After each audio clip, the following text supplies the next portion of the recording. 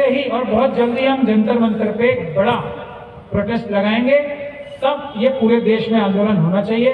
EVM को जाना पड़ेगा और पेपर बैलेट को आना पड़ेगा। इसको कोई रोक नहीं सकता, क्योंकि ये जनता की आवाज है, ये कानून की आवाज है, ये संविधान की आवाज है। अब 3 चीजें और हैं लोकसभा के चुनाव में।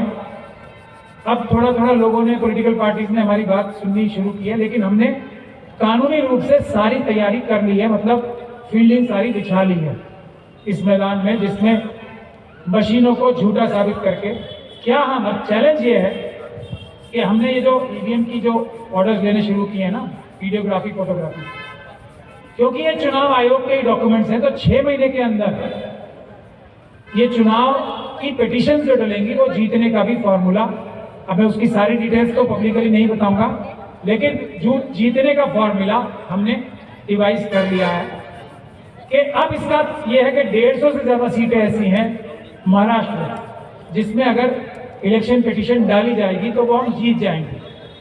क्योंकि एक बात मैं आपको और बता दूं, मतलब वो इलेक्शन रद्द हो जाएंगे 150 से ज्यादा महाराष्ट्र की सीटों पर। अभी महाराष्ट्र के लिए टाइम बाकी है, 5 तारीख तक हम इतनी पिटीशन डाल सकते हैं।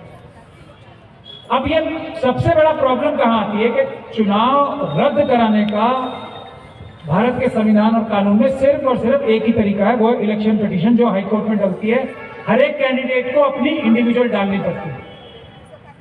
अब इसमें गड्ढा या झोल कहां है?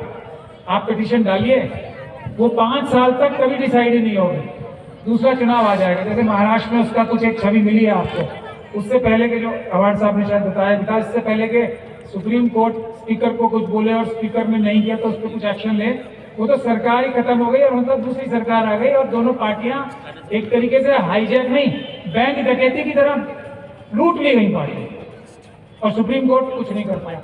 तो आंदोलन हमें इस बात का भी करना है। हमने कानूनी तरीके से तो लॉजिकली एक तरीका निकाल ही लिया है कि ये चुनाव के जो पिटीशन डलेंगी और जीतेंगे हम 100%। मैं ये बात कहता नहीं हूं कैसे वैसे कभी, लेकिन इसमें पूरा तरीका है कानूनी के ये सारे चुनाव 150 से ज्यादा रद्द कराने के लिए जीतने का जो फॉर्मूला है वो 100% जीतेंगे और ये 100% 150 से ज्यादा सीटों के चुनाव रद्द होंगे और दोबारा होंगे।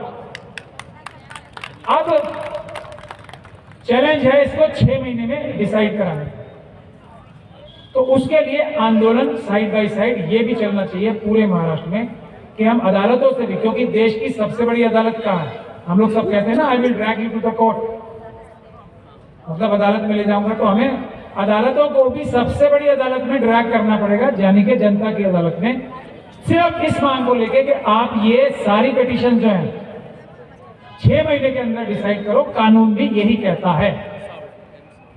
तब इस सरकार को, ईवीएम की सरकार को गिराने का रास्ता खुलेगा।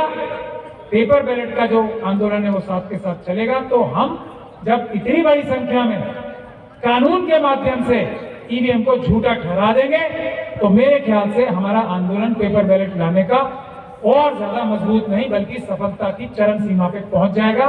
क्योंकि ये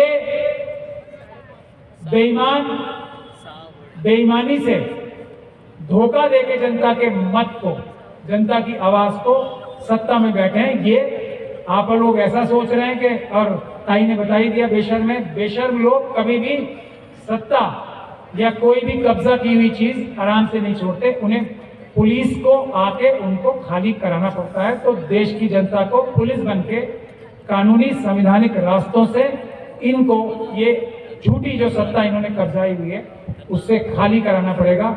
मुझे बस आप लोगों से यही कहना है और सभी लोगों से ये कहना है कि अपने अपने, अगर आप लोग जिस भी पॉलिटिकल पार्टी को बिलोंग करते हैं, अपने लीडर से कहें कि इस आंदोलन में नेतृत्व करें, आगे आए। राहुल जी आगे आए, सुप्रिया जी आगे आए, शरद पवार जी आगे आए, आदित्य ठाकरे जी आगे आए, लालू जी आगे आए, अरविंद केजरीवाल जी आगे आए, स्टालिन साहब आए, सब लोग आगे आए। सिविल सोसाइटी उनसे ये चाहती है। हम लोग हर तरीके से, देश की जनता उनके साथ है, उनकी तरफ टकटकी बांध के देख रही है कि कब ये ईवीएम का जहर हमारी सोसाइटी की रगों में से निकालेंगे और हम अपनी आवाज से अपनी सरकारें यानी कि अपने नौकर नियुक्त कर पाएंगे। जय भीम, जय भारत, जय संविधान।